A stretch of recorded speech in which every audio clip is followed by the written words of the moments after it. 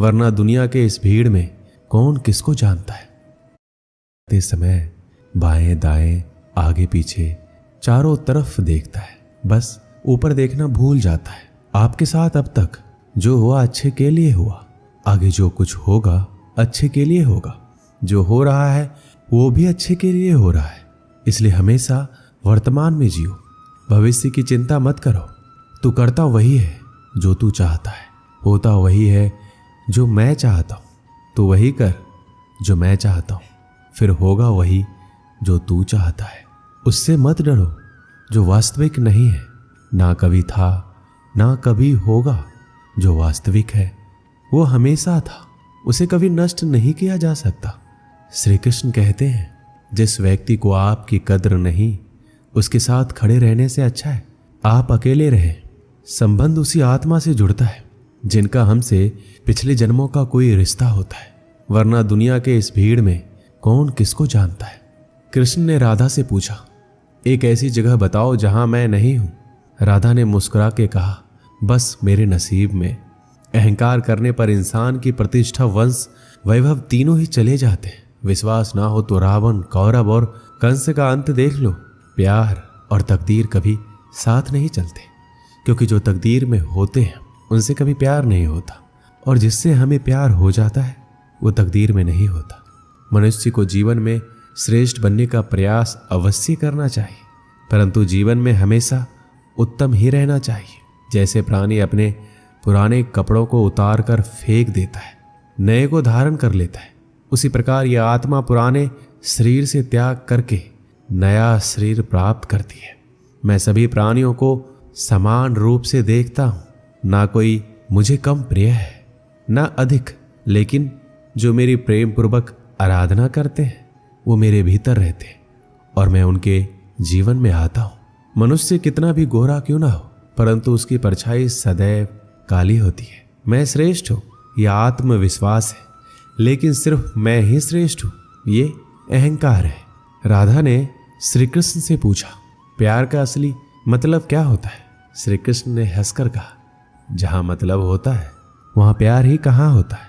मेरे भी कई जन्म हो चुके हैं, तुम्हारे भी कई जन्म हो चुके हैं। ना तो ये मेरा आखिरी जन्म है और ना यह तुम्हारा आखिरी जन्म है। प्रेम एक ऐसा अनुभव है मनुष्य को कभी परास्त नहीं होने देता, और घृणा एक ऐसा अनुभव है जो मनुष्य को कभी जीतने नहीं देता। यदि प्रेम का मतलब सिर्फ पा लेना होता तो हर हृदय में राधा कृष्ण का नाम नहीं होता। अच्छी किस्मत के लोग थोड़ा भी बुरा होने पर भगवान को कोसते हैं, और बुरी किस्मत के लोग थोड़ा भी अच्छा होने पर भगवान का स्मरण और धन्यवाद करते हैं। स्वार्थ से रिश्ते बनाने की कितनी भी कोशिश कीजिए वो कभी नहीं बनते, और प्रेम से बने रिश्तों को कितना भी तोड़ने की कोशिश कीजिए वो कभी नहीं टूटते। मान, अपमान, लाभ, हानि, खुश हो जाना या दुखी हो जाना, ये सब मन की शरारत है। ये सच बात है कि भूल करके इंसान कुछ सीखता है, परंतु इसका मतलब ये नहीं कि वह जीवन भर भूल करता रहे और कहे कि हम सीख रहे हैं। पूरी दुनिया जीती जा सकती है संस्कार से, और जीता हुआ आदमी भी हार जाता है अहंकार से। अच्छा इंसान बनने के लिए उतना ही प्रयास कीजिए जितना सुंदर दिखने के लिए करते हैं। सत्य को अपमान वही व्यक्ति मानता है जिसे असत्य से कोई लाभ हो। निंदा से घबराकर कभी अपने लक्ष्य को ना छोड़े, क्योंकि सफलता मिलते ही निंदा राय में बदल जाती है। बुरा वक्त कभी बताकर नहीं आता, लेकिन सिखाकर बहुत कुछ चला जाता है। फर्क सिर्फ आपकी सोच का है, वरना जिंदगी में समस्याएं कमजोर करने के लिए नहीं, मजबूत बनाने के लिए आती।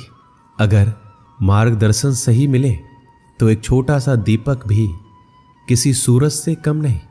जिस इंसान को हार और जीत से कोई फर्क नहीं पड़ता, वो दूसरों की जीत में भी खुश रहता है। जिंदगी में दो लोगों का होना बहुत जरूरी है। एक कृष्ण जो ना लड़े फिर भी जीत पक्की कर दे, अच्छे लोगों दूसरा कर्ण कृष्ण जो परीक्षा बहुत हो फिर भी परंतु साथ नहीं छोड़ता, और बुरे लोगों को कृष्ण बहुत कुछ देता है परंतु साथ नहीं देता। भरोसा अगर खुद पर रखो तो ताकत बन जाती है, और दूसरों पर रखो तो कमजोरी बन जाती है। आप कब सही थे इसे कोई याद नहीं रखता है, परंतु आप कब गलत थे इसे सब लोग याद रखते हैं। जन्म लेने वाले के लिए मृत्यु उतनी ही निश्चित है जितना कि मृत होने वाले के लिए जन्म लेना। इसलिए जो अपरिहार्य है उस पर शोक मत करो। खाली हाथ आए खाली हाथ वापस चले जाओगे। आज तुम्हारा, कल किसी और का था, परसों किसी और का होगा, जिसे तुम अपना समझकर मगन हो रहे हो। बस यही प्रसन्नता तुम्हारे दुखों का कारण है। मनुष्य का जीवन केवल उसके कर्मों पर चलता है। जैसा कर्म होता है वैसा उसका जीवन होता है। अगर कोई मनुष्य हमारे साथ बुरा कर रहा है तो उसे करने दो, ये उसका कर्म है और समय उसके कर्म का फल उसे अवश्य देगा। लेकिन हमें कभी भी किसी के साथ बुरा नहीं करना चाहिए, क्योंकि यही हमारा धर्म है। जिंदगी में सदैव अवसरों का आनंद लेना चाहिए, लेकिन किसी के भरोसे को तोड़कर नहीं। जो मन को नियंत्रित नहीं करते उनके लिए वह शत्रु के समान कार्य करता है। अगर व्यक्ति शिक्षा से पहले संस्कार, व्यापार से पहले व्यवहार और भगवान से पहले माता पिता को पहचान ले तो जिंदगी में कभी कोई कठिनाई नहीं आएगी। बंधन रिश्तों का नहीं, एहसासों का होता है। जहां एहसास खत्म वहां रिश्ता खत्म। मेरे रोने पर मेरे आंसू कृष्ण जी पोंछ देते हैं। दिखते तो नहीं है पर मुझे पता है वो मेरे संग बैठकर रो देते हैं। अगर ईश्वर तुम्हें ज्यादा प्रतीक्षा करवा रहे हैं तो हो सकता है जितना तुमने मांगा है उससे ज्यादा तुम्हें देने वाले हैं। इस संसार में मनुष्य किसी भी रूप में बड़ा नहीं होता, बल्कि मनुष्य के पीछे जो ताकत खड़ी होती है वो ज्यादा बड़ी होती है। सदैव संदेह करने वाला व्यक्ति के लिए प्रसन्नता ना इस लोक में है ना कहीं और। अगर आप जीवन में असफल होते हैं तो आपको दोबारा प्रयास करने में कभी नहीं घबराना चाहिए, क्योंकि जब आप दोबारा प्रयास करते हैं तो आपकी शुरुआत सुनने से नहीं बल्कि आपके अनुभव से होती है। मनुष्य अपने विश्वास से निर्मित होता है। जैसा वो विश्वास करता है वैसा वो बन जाता है। इस पूरे ब्रह्मांड में ऐसी कोई ताकत नहीं जो इंसान की इच्छाओं की पूर्ति कर सके, क्योंकि इंसान की इच्छाएं एक समुद्र के समान होती है जिसे कभी भी भरा नहीं जा सकता। इंसान का मुश्किल वक्त उसके लिए एक दर्पण की तरह होता है जो हमारी क्षमताओं का दर्शन हमें करवाता है। ईश्वर ने जो हमारे भाग्य में लिखा है उसे हमसे कोई नहीं छीन सकता, लेकिन अगर हमें अपने ईश्वर पर सच्चा भरोसा है तो हमें वो भी मिल सकता है जो हमारे भाग्य में लिखा नहीं होता। जो दूसरों की तकलीफों को समझते हैं, जिनमें दया है, दिल से अच्छे, उन्हें दोबारा जन्म नहीं लेना पड़ता। यदि कोई व्यक्ति प्रेम से, भक्ति से पुष्प, फल, जल भी मुझे चढ़ा दे तो उसी भाव से उसे स्वीकार करता हूँ और वो मेरा प्रिय भक्त होता है। जीवन में आधे दुख इस कारण जन्म लेते हैं क्योंकि हमारी आशाएं बड़ी होती है। इन आशाओं का त्याग करके देखो, जीवन में सुख ही सुख है। मनुष्य अपने सच्चे हृदय से जो दान दे सकता है वो अपने हाथों से नहीं दे सकता, और मौन रहकर हम जो कह सकते हैं वो हम अपने शब्दों से नहीं कह सकते। इस संसार में मूर्ख व्यक्ति, अधर्मी, अज्ञानी और नास्तिक प्रकृति का व्यक्ति मेरी शरण स्वीकार नहीं कर सकता। एक समय की बात है, एक शहर में बहुत अमीर परिवार रहता था। उस परिवार में किसी प्रकार की कोई चिंता या कमी नहीं थी। परिवार में माता पिता और उनका एक इकलौता बेटा रहता था। वह लड़का अपने माता पिता के पैसों पर ऐश करता था, जिसकी वजह से उसके काफी सारे दोस्त भी बन गए थे। दोस्तों की बुरी आदतों से उस अमीर परिवार का लड़का बुरी तरह से गिर गया। उसमें धीरे धीरे बुरी आदतों का विकास होता चला गया। बेटे की बुरी आदतों से परेशान होकर उसके माता पिता प्रतिदिन चिंतित रहने लगे। दोनों अपने बेटों को समझाते, परंतु बेटे को ये बात समझ में नहीं आती थी। माता पिता को ये समझ नहीं आ रहा था आखिरकार बेटे की बुरी आदतों को किस तरह सुधारा जाए। ये बात उनके लिए एक चिंता का विषय बन गई थी।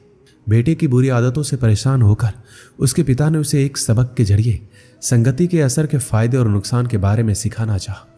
एक दिन लड़के के पिता लड़के को अपने साथ बाजार ले गए। पिता ने बाजार से कुछ संतरे खरीदे। उसके पिता ने साफ संतरों में एक सड़ा हुआ संतरा भी खरीद लिया। दोनों घर वापस आ गए। घर आकर पिता ने बेटे को बोला, बेटा तुम इन संतरों को अलमारी में रख दो। पिता की आज्ञा मानकर बेटे ने सारे संतरे अलमारी में रख दिए। कुछ दिन बाद पिता ने बेटे को फिर से बुलाया और बोला, बेटा जो संतरे तुमने अलमारी में रखे थे उनको बाहर निकाल कर ले आओ। लड़का संतरे निकालने चला जाता है, लेकिन जैसे ही अलमारी खोली तो देखा सारे के सारे संतरे सड़ चुके थे। उसने पिता के पास आकर सारे संतरे रख दिए और बोला, पिताजी हमने जो संतरे खरीदे थे वो सारे सड़ चुके हैं। बेटे की बात सुनकर पिता ने बेटे को समझाया और बोला, देखा बेटा, जो हमने संतरे खरीदे थे उनमें से एक सड़ा हुआ संतरा भी खरीद लिया था, जिनकी वजह से बाकी के सारे संतरे भी सड़ गए। यही बात मैं तुम्हें कहना चाहता हूँ, यदि तुम बुरे दोस्तों की संगति में रहते हो तो तुम्हारी सोच और आदतें भी वैसी ही हो जाएगी, फिर चाहकर भी तुम अच्छे इंसान नहीं बन सकते। पिता की बात सुनकर लड़के को अपनी गलती का एहसास हुआ।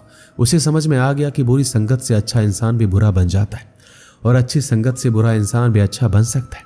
लड़के ने अपने माता पिता से माफी मांगी और गलत संगत छोड़ने का वचन दिया।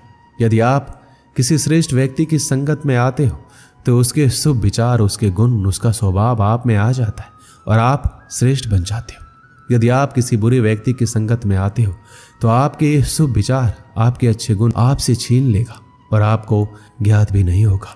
ये संगति बहुत महत्वपूर्ण है और ये संगति ही आपका नियति निर्धारित करती है। दोस्तों, इस वीडियो में बस